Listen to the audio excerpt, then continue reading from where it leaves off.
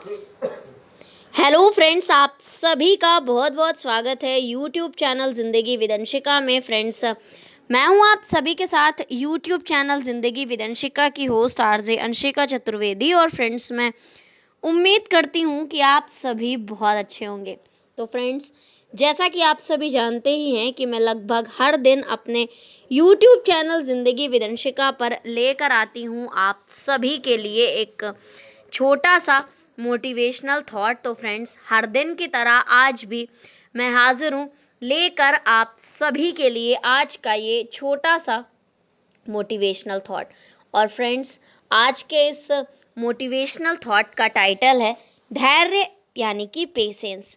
सृष्टि में अंधकार और प्रकाश दोनों ही हैं। नकारात्मकता, विषमता, कठिन परिस्थितियां अंधेरी रात के समान हैं, तो कर्मठता, सदाचार, विवेक, ज्ञान, स्नेह, प्रेम, सद्भाव आदि ऐसे आदर्शमय रास्ते हैं कि इन पर चलने से चारों तरफ यानी कि चतुर्दिक रोशनी हो ही जाती है। रात दिन सृष्टि का एक ऐसा चक्र है जो निरंतर चलता रहता है। ये भी ध्रुव सत्य है कि रात होगी तो सुबह भी होगी। रात के सब नुकसान ही हैं ऐसा नहीं है। जीवन में कठिनाइयों का अंधेरा यदि आ ही जाए तो उसका संयत भाव से सामना करने से साहस का प्रकाश मिल ही जाता है।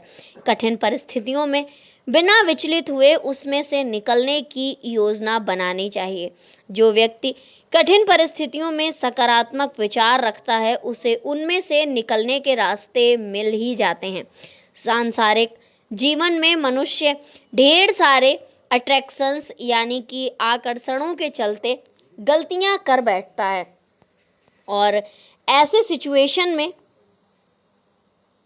छल, ईर्ष्या, द्वेष, अहंकार और अन्य अनाचार के रास्ते पर चलकर व्यक्ति अपने इर्द गिर्द रावण की लंका जैसा महल खड़ा कर लेता है, जिससे उसमें क्रोध, तनाव और वो भय में जीने लगता है। ऐसी स्थिति में अकूत साधन संपत्ति से भी सुख, शांति एवं आनंद नहीं मिलता। जब ऐसा महसूस होने लगे तो बिना विलंब किए भगवान राम जैसा आचरण अपनाने का प्रयास करना चाहिए। सदग्रंथों में तमाम ऐसे उदाहरण हैं कि नकारात्मक एवं कुत्सित आचरण के लोग सदाचार के पथ पर चलकर वंदनीय हो गए, जिनमें एक अग्रणी उदाहरण है महर्षि वाल्मीकि का, जो कि जंगल के रास्ते पर अपने परिवार के भरण पोषण के लिए लोगों के साथ लूटपाट करते थे और जो लोग थोड़ी बहुत हिम्मत से काम लेते थे उनको वो मौत के घाट पर भी उतार देते थे। वाल्मीकि जी का बचपन का नाम रत्नाकर था। एक बार ये अपने घर के पास स्थित जंगलों में लूटपाट करने ही वाले थे कि एक ऋषियों की टोली वहां पर आई।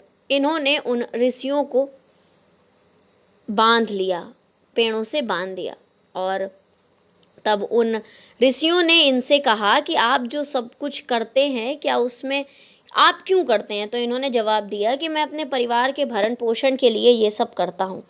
तो उन्होंने कहा कि क्या तुम्हारे परिवार के लोग इसमें हिस्सेदार हैं। तो उन्होंने कहा क्यों नहीं। तो वो बोले, जो ऋषि थे उन्होंने रत्नाकर जी से कहा कि आप एक बार अपने घर जाकर अपने परिवार वालों से पूछ कर आइए। तो इन्होंने कहा कि हाँ, ताकि मैं अपने घर पूछने जाऊं और आप यहाँ से चले जाएं। तो उन्होंने कहा कि अगर तुम्हें भरोसा नहीं है तो तुम हमें यहीं पर इस पेड़ से बांध दो और जब तुम वापस आओगे उसके पश्चात ही हम जाएंगे। वैसे भी हमारे पास तुम्हें देने के लिए कुछ भी नहीं है।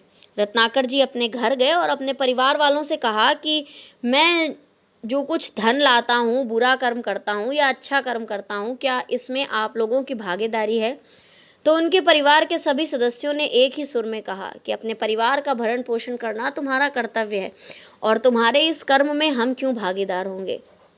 इतना सुनते ही रत्नाकर जी की आंखें खुली और वो दौड़ते भागते पुनः ऋषियों के पास पहुंचे, उन्हें बंधन मुक्त किया और उनको प्रणाम किया और उनसे कहा कि मेरे परिवार के सदस्य तो इस तरह का जवाब दे रहे हैं, अब बताइए मैं क्या करूं।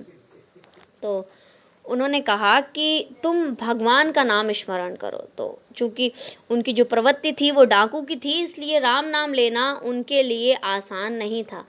तो उन्होंने कहा कि तुम मरा मरा बोलो, ताकि तुम जब जल्दी जल्दी मरा मरा मरा मरा बोलोगे तो राम राम का उच्चारण अपने आप ही होगा। और फिर महर्षि वाल्मीकि ने आगे चलकर एक आश्रम की स्थापना की, जिस आश्रम में माँ सीता ने लवकुश को जन्म दिया और उन्होंने रामायण की रचना की। तो इस तरह से एक कुसंगत के व्यक्ति ने सत्संगत को अपनाया और अंत में वो श्रेष्ठ कवि बने जाकर। तो वही चीज़ है कि सतग्रंथों में तमाम ऐसे उदाहरण हैं कि नकारात्मक एवं कुत्सित आचरण के लोग सदाचार के पथ पर चलकर वंदनीय हो गए। हमारे ऋषियों ने विविध पर्वों पर जागरण का विधान इसीलिए निर्धारित किया है कि हमें जीवन में कठिनाइयों, विषमताओं की गहन रात आ जाने पर सो जाना नहीं चाहिए, बल्कि अंधकार में प्रकाश की ओर जाने के उपाय ढूंढने चाहिए। तो फ्रेंड्स, बस इतना सा था ये आज का छोटा सा मोटिवेशनल थॉट की परिस्थितियां चाहे जैसी भी हों, हमें धैर्य बनाए रखना चाहिए। तो फ्रेंड्स, इसी तरह से मैं लेकर आती रहूंगी अपने यूट्यूब चैनल जिंदगी विदंशिका पर आप सभी के लिए और भी ढेर सारे वीडियोस। तो देखते रहें मेरा YouTube channel Zindagi Vidanshika. Thank you so much, thanks for watching and thanks for supporting. Bye bye and take care.